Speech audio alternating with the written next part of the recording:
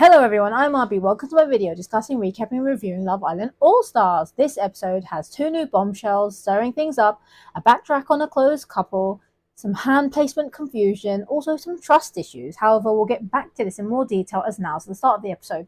Boys tell Scott not to have barriers. Scott says there's no barriers and there's no pressure. He says the boys chat is boys chat. Got it, Luca? Then Tina tells the girls this might be the wake-up call Scott needs. Or that she needs. The boys chat. Casey feels it was the right thing to bring Tina back. However, now Scott's feeling the pressure he has to be with her. Casey feels he should know by now. But does he with Gabby, even from spending the night in the hideaway? Luca says Scott should not keep feeling pressure. Meanwhile, Scott and Tina chat. She tells him it gave her a wake-up call. She wouldn't want it to have ended like that. Scott said he realized he wanted to enjoy every moment with her, to not listen to others. Scott says he didn't change his affection. He hasn't been off with her. He tells her not to listen to anyone. Tina said everyone's saying he doesn't know if he likes her. He said he never said that. He says they have a nice connection. He doesn't like the opinions and pressure from everyone. Dude, this is Love Island. Kind of how it works there. Again, he's overthinking.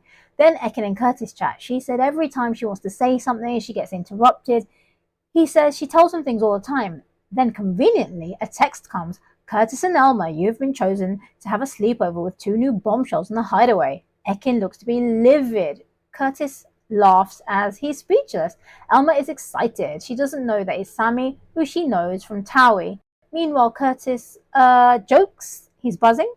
Well, at least now Curtis has a test he's wanted.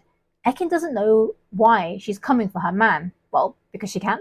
Then the bombshells, Sammy, the winner of his season, also Danielle, who absolutely no one knows, said that he's got his eye on a couple from the villa, and she said that she knows what she wants. Meanwhile, Elma and Curtis head off to the hideaway. Elma's happy to see Sammy, and Curtis and Danielle chat. She was on season 3 apparently. They toast to new beginnings. Curtis says him and Ekin are a strong couple. He said, Tess will be Tess. We all know he loves a Tess. Anyone remember Amy? Then Sammy and Elma chat. They're happy, they've got history, however, they've not got together. He said he likes her. He said everyone from Towie knows this. She's ecstatic. Danielle and Curtis chat. She says she's had to go for someone older, more mature. She doesn't want to waste time. She's looking for the father of her child. Curtis feels the chat is like his. She said she doesn't want drama with Ekin. He said he hates drama. Has he met Ekin? And why she chose him if she didn't want the wrath of Ekin? They look to be getting along. She said she'll deal with Ekin tomorrow. Danielle feels that she might be able to creep in with Curtis. Separately, Curtis said he'd be lying if he said he didn't have a nice time. He said he's a one-woman man, but he doesn't really know Ekin. This is kind of low, dude. Is Curtis jumping ship? But what's your opinion? Is Curtis jumping ship? Comment below, hit the thumbs up button, and subscribe. Back at the villa, Ekin tells the girls when Curtis said bye, she didn't feel reassured. She felt he said he was confused. Tina said maybe he was in shock. Catherine and Tina tell her to speak to him tomorrow. They tell her it wasn't his choice, the girl chose him. Then Ekin and Luca chat. She said she's falling for him. Luca said Curtis is falling for her. He will not do something silly, basically. They feel it's a mad decision as they're closed off. If Curtis chooses her overnight, he was never for her. Right. Sometimes Luca has some gems. They feel they can open up to each other. He tells her there's nothing to react to yet. Separately, Ekin tells the girls she should wear one of Scott's t-shirts. She then corrects this to Curtis. What was that, Ekin? It's morning time with the squinty eyes and the sunglasses. Ekin is curious about exactly what's going on with Curtis. In the hideaway, Curtis and Danielle say they have a lot in common. It looks to be cozy. Elma feels it will be stormy back in the villa. They're back in the villa. Curtis tells Ekin they'll have a proper chat soon.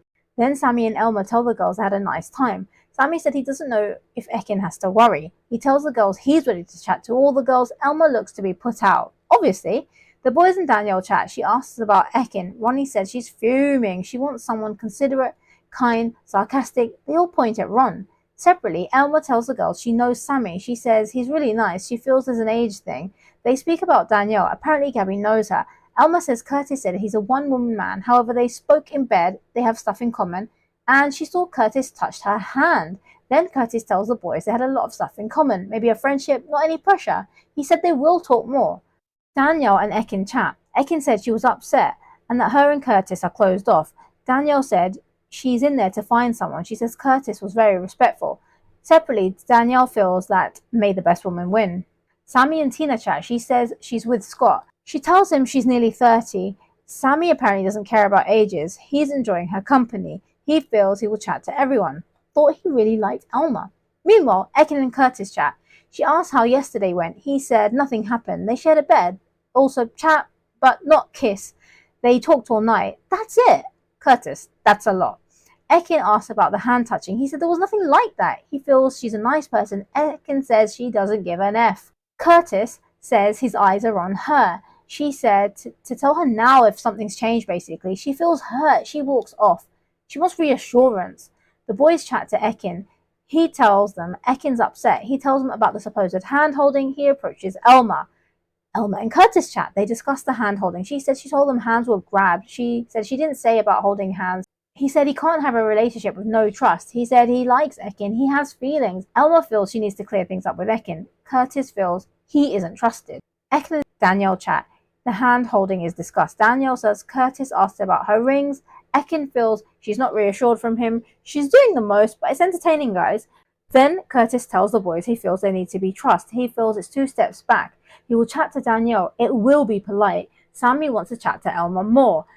Ekin and Curtis chat. He feels to have the trust in each other is very important. He says he's done nothing to betray the trust. She feels like she's falling for him. This is Amy all over again. Ekin feels scared. He said he will talk to Danielle. She said she'll be annoyed if he chats to her, basically. He acknowledges she's confused and upset. He talks of trust. However, is he trustworthy, especially as he's closed off, but he's chatting to Danielle? How's that work? Now he's got a choice because he's not in the hideaway. Meanwhile, Gabby and Danielle chat. Gabby feels he's not being honest. They say closed off is not getting to know others. Gabby feels it's a betrayal. She's got a point.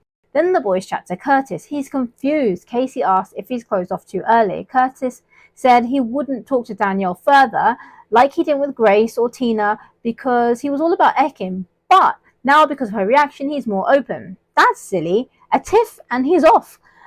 Luca feels Ekin's her best version, but Curtis feels that it's real with Danielle. Meanwhile, Danielle and Ron chat. She should have chosen him. Danielle said it was a wild move from her choosing Curtis. He likes her. They have a lot in common. Separately, Curtis feels Ekin's pushed him away. Curtis is kind of looking for a way out from the looks of it. Then Curtis and Danielle chat. The girls watch on. He feels there's more arguments than he normally has. Ekin's en route, guys.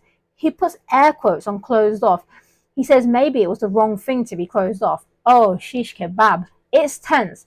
Ekin watched them. Then Ronnie hugs Ekin as she cries. From my point of view, this episode was a 7 out of 10. Ekin's island is back. Ekin's emotions were taking center stage. It appears Curtis is jumping ship. Also, will be interesting to watch how this plays out. But what's your opinions? What did you think of the episode? Comment below. Thank you for watching. Catch you for the next episode.